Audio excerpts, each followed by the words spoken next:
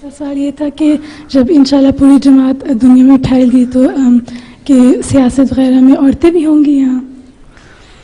बात यह है कि जब जमात दुनिया में फैल जाएगी और इतनी कसरत तादाद हो जाएगी अहमदियों की कि उस मुल्क में हुकूमत भी अहमदियों की हो जाए या जो पॉलिटिशियन है वो अहमदी हों, उस वक़्त अहमदी औरत अपनी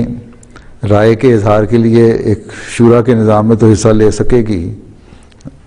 है, लेकिन बाहर खड़े होकर और तकरीरें करके और जलसे जुलूस करके और पॉलिटिशियंस की तरह पब्लिक में आके हैं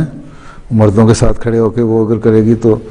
उस ऐसी हुकूमत में ख़ुद ही मेरा ख्याल है निज़ाम उस वक्त ऐसा हो जाएगा कि ना वो औरत चाहेगी ना हो सकता है, और उस वक़्त जो भी